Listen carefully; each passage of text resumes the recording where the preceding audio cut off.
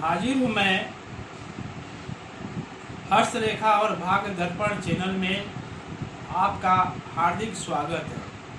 मैं जयप्रकाश शर्मा आप सभी को हृदय से कोटि कोटि नमन करता हूँ। हमारे पूरे टीम की तरफ से भी आप सभी को कोटि कोटि धन्यवाद। आज के इस वीडियो में हम सभी अंगुलियों में पहनने वाले रत्नों के बारे में समझने का प्रयास करते हैं। वैसे आप में से कई व्यक्ति अपने अंगुलियों में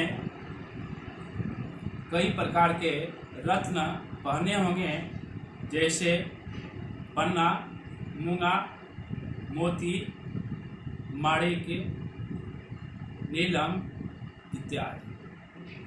अब हम समझते हैं कि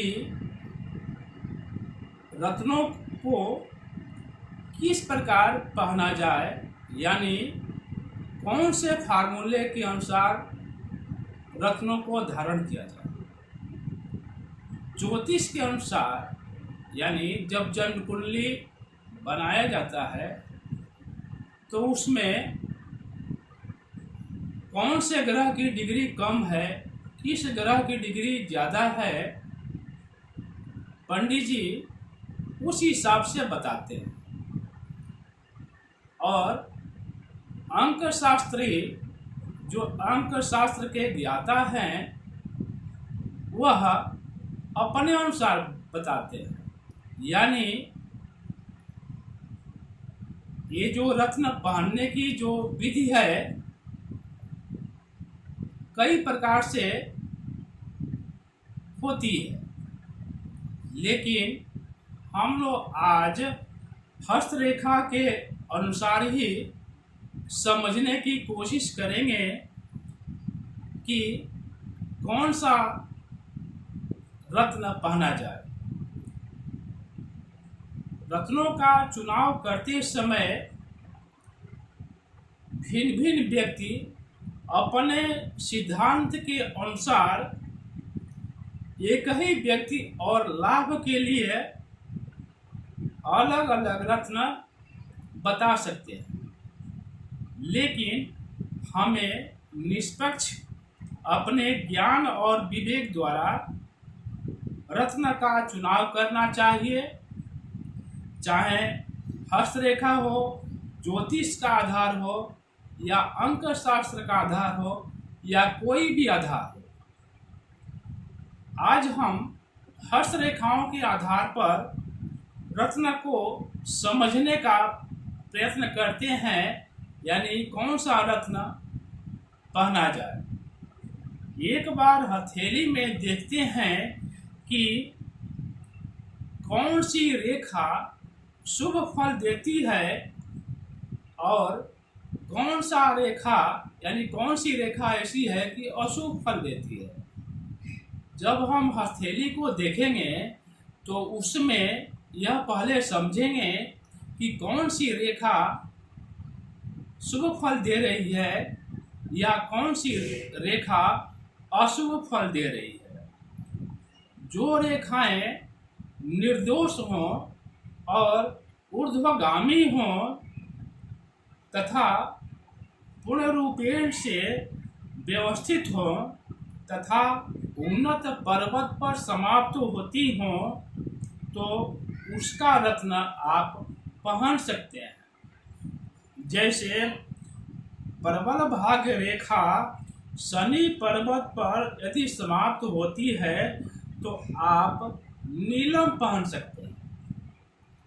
भाग्य रेखा के साथ साथ उन्नत गुरु रेखा हो तो आप नीलम के साथ पुखराज रत्न पहन सकते हैं। शुक्र पर्वत उन्नत हो और निर्दोष हो तथा जीवन रेखा भी निर्दोष हो तो आप हीरा पहन सकते हैं। यानी आप हीरा रत्न को आप पहन सकते हैं। निर्दोष चंद्र पर्वत पर गोलाई लिए हो, यानी निर्दोष जो चंद्र पर्वत है गोलाई लिए हो तथा झुकी हुई मस्तिष्क रेखा हो तो आप मोती पहन सकते हैं। यदि बुध रेखा पूर्णतः दोष रहित हो तथा उन्नत हो, तो जो कि ऐसा होता नहीं है कि बुध पर्वत उन्नत ज़्यादा हो, ऐसा नहीं होता है, तो आप पन्ना पहन सकते हैं, यानी पन्ना नग आप धारण कर सकते हैं। यदि अकेला सूर्य पर्वत यानी जो सूर्य रेखा अकेला ही यदि निर्दोष हो तो जातक को दैविक और आध्यात्मिक सुखों से संपन्न कराने में सक्षम होता है। तो आप माणिक धारण कर सकते हैं, तो यह सोने पर सुहागा हो जाता है। यानी आप इस स्थिति में सूर्य रेखा है तो आप माणिक धारण करते हैं तो सोने पर सुहागा होता है। करतल में यदि राहु तथा केतु क्षेत्र के निर्दोष होने पर क्रमशः मूंगा, गोमेद तथा लहसुनिया धारण कर सकते हैं और इन ग्रहों से संबंधित शुभ फलों की आप प्राप्ति कर सकते हैं। यानी मंगल, राहु और केतु क्षेत्र यदि निर्दोष हो तो आप क्रमशः मूंगा, गोमेद तथा लहसुनिया पहन सकते हैं और इनमें आप शुभ फलों की वृद्धि कर सकते हैं। अंत में हम सभी व्यूअर्स से, अपने भाई बंधु से यह निवेदन करेंगे कि यह हस्तरेखा और भाग दर्पण का ज्ञान केवल पुरुषों के लिए ही नहीं है, स्त्रियां भी इसे पढ़ें, इसको देखें, इस चैनल को देखें, समझें, सीखें। यह ज्ञान है, विज्ञान है, इसका कोई अंत नहीं है।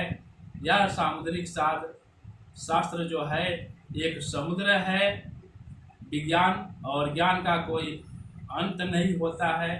तो कृपया यदि आप सब्सक्राइब नहीं किए हैं तो सब्सक्राइब करें, लाइक करें और शेयर अवश्य करें, जिससे यह ज्ञान दूसरे को भी मिल सके, वो भी इस ज्ञान का लाभ उठा सकें। धन्यवाद।